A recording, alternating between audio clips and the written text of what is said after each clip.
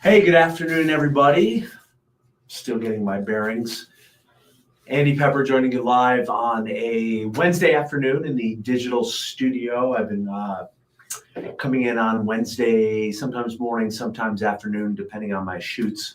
For instance, this afternoon, I have a shoot at Paw Paw girls basketball team off to a fantastic start. One of their talented young ladies, AJ Rickley, just set the school's single game scoring record. I believe she's the career record holder as well. So I'm going to head out there after I wrap this up. But I just want to talk about, as usual, just some of the topics, some of the things that have gone on in the past week or will happen this coming week. Good news, Aidan Hutchinson running. He posted a video on his Instagram account that quickly made its way over to Twitter, or X if you prefer. Running full speed, looked to be about 40 yards. A little awkward, but obviously keep in mind it's 4 months since he had that fairly horrific tibia and fibula injury in week 6 against the Cowboys, a gruesome injury if you saw it in slow-mo. He had said all along that if the Lions got to the Super Bowl, he would be there. I think it's clear from watching that video he wouldn't have been there. But regardless, so vital that he returned fully healthy and at full strength. And the only good thing I can say about that injury is that it occurred fairly early in the season. So rehab time, the projection obviously should be fine by the time camp rolls around in late July, if not sooner, the way he's progressing. Switching to baseball, I can't remember. We've been waiting for Alex Bregman, the Astros free agent third baseman, to decide on his destination for the longest time. I feel like it was still up in the air last Wednesday. But at any rate, now a bit old news. He signed a 3-year, $120 million deal with the Boston Red Sox. There's a lot of deferred money in it. He does have opt-outs after, I believe, year 1 and 2. A lot of people get mad about the Tigers not spending money, and with good reason, but you can't be in this case. They apparently offered a couple different deals and structures. A 6-year, $171 million. Hi, Jeanette. You are ever faithful. Hope things are well in cold water. It's not too cold like it is pretty much everywhere with this stupid polar vortex. Stay warm, Jeanette. Tigers offered a 6-year, $171 million deal, 6-year, $186 million deal. There were some differences in the opt-outs. I don't think either deal included deferred money. And I think they may have been the most aggressive for Bregman, but honestly, I don't think he wanted to play in Detroit. It wasn't the Tigers, it wasn't the organization. Obviously, they're on the clear upswing, but Minute Maid's a bit of a bandbox, and there's a bit of a discrepancy in his home power numbers at Minute Maid, being much higher, obviously, than they were on the road. So his OPS in 21 games at Comerica was just 702. That's pretty pedestrian. But his OPS in the same amount of games, 20 games at Fenway Park, which is obviously much more inviting for a right-handed hitter, roughly 500 points higher. It's like Barry Bonds' number, Aaron Judge type of slugging number. So I don't think he wanted to come to Detroit. Detroit was in early with, by all accounts, offering the most money. Obviously, the relationship with AJ Hinch, but my guess is he just didn't want to hit there. I don't know, because the Red Sox have been in a sort of mini rebuild for a few years as well. But honestly, I can't blame anyone who wanted to play in Fenway Park. The place is gorgeous. And this is coming from a Yankees fan from New York, full disclosure. So who's going to play third for the Tigers? Could be Matt Vierling, could be Chase Young. Granted, one's right-handed, one's lefty, and AJ Hinch loves to play matchups. So we could see Vierling especially move between right field and third base. I don't see them making a move or anything right now for a veteran. They're just going to stay with what they have. They got a projected lineup in no particular order. Parker Meadows in center, love him defensively. Still got to prove where he's at offensively. That's my wife with impeccable timing, calling in the middle of the digital studio head, which she's not aware I'm doing. Gleyber Torres for the Yankees, they finally gave up on him. Looked like a budding young superstar at age 22. he may have hit 40 homers very early in his career, but subpar defensively. He's definitely got some pop, but he strikes out a lot. Riley Green, an all-star, still developing young player. Kerry Carpenter is basically Barry Bonds. His joking nickname is Kerry Bonds against right-handed pitchers, but he really struggles against lefties. Colt Keith, second-year player, really promising rookie season. Bottom of the lineup, potentially ugly. Jace Young, Bierling, Javi Baez. I know he's still on the team. Sweeney, Jake Rogers. Point is, there's no one in that offense that scares you. This is a team that needs bats. They're obviously arm heavy. They got a lot of great arms. There's some good pitchers that aren't going to make their starting rotation.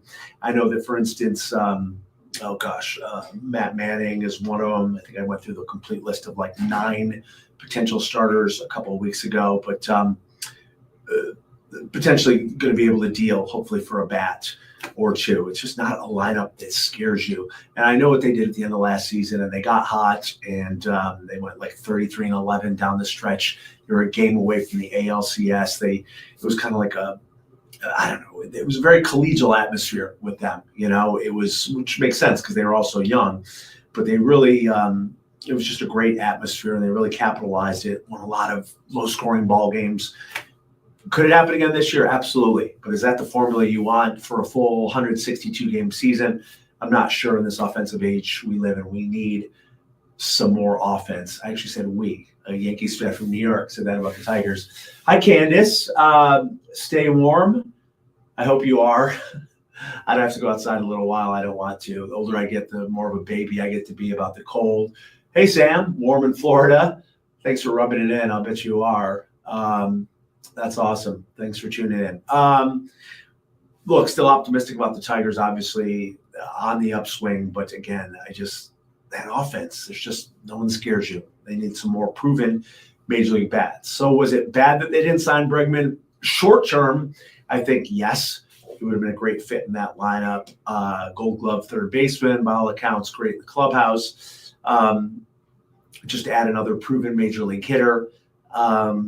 Long term, I don't like the money.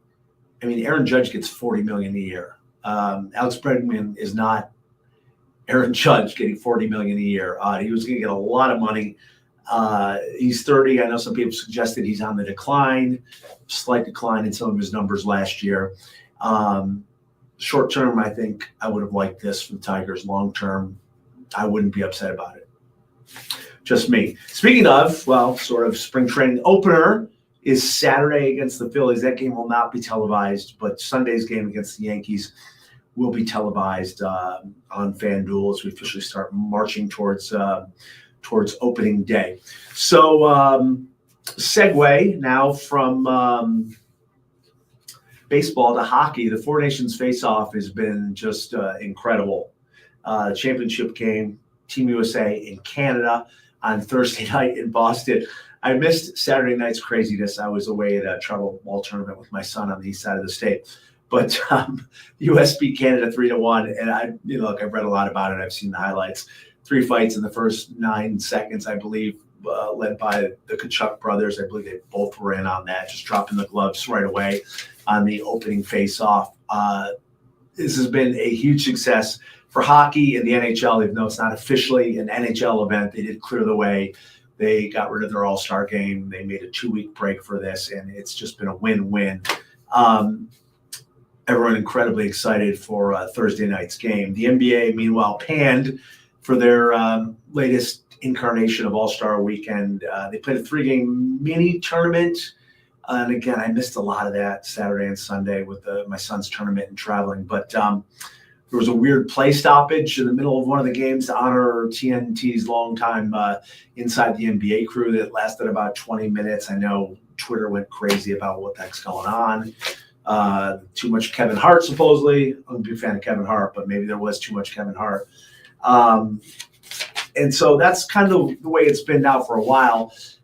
Everyone upset about these all-star games, which are, this is my, I think, minority opinion. I can't get too upset about the level of play in these all-star games, which occur, in most of the sports, they occur mid-season. Look, the NFL the Pro Bowl had been a joke for many years. No one wants to get hurt. It's a very violent game. So much money on the table for those players. I get it. I do. Not upset that they don't play an actual Pro Bowl game. And I've had fun watching some of the Pro Bowl week events, even the flag football game and the different skills challenges and stuff. NBA is getting panned. Still love the dunk competition. Who doesn't? 3-point competition, especially from an old Larry Bird fan. Love the 3-point competition. You remember when Major League Baseball had that tie game 10, 12 years ago? More people went nuts about it, and I did too. I was like, oh my God, how can this happen? But it's an exhibition game. I've totally changed my opinion on all these. They're exhibition games. It used to be a big thrill when I was a kid, and a lot of that was pre-cable, and you couldn't see all these players together, and you obviously didn't have the internet. I'm talking for me, in the 70s and 80s, so it was a much bigger thrill to see an all-star game. But now I'm just of the opinion that they are what they are. They're exhibition games. I'm not upset if the NBA All-Star game is 186 to 184 and no one plays defense. It is what it is. So this has worked incredibly for the NHL. There's a lot of folks suggesting that this should be copied. It could work in the NBA. I know there's some sentiment there for a Team USA versus the world type of All-Star game, which to a degree I think would work. There's just something about NHL and international hockey. It's just different. It's just more riveting, and it just seems to mean more. So I think we'll see another one of these four nations face off. I'm not sure when, because we have the Winter Olympics in 26. They have the World Cup of Hockey scheduled for 28. Maybe they wedge it in 27. I don't know, but it's obviously been such a boon, and fantastic ratings too, by the way, which is the most important. So we will probably see this again. So looking forward to Thursday night to see that. I forgot to mention the Canadians booing the U.S. anthem, upset about their longtime ally and the tariffs, and talk of a 51st state. And I don't want to get sideways with politics, but I understand why they're not happy about certain things.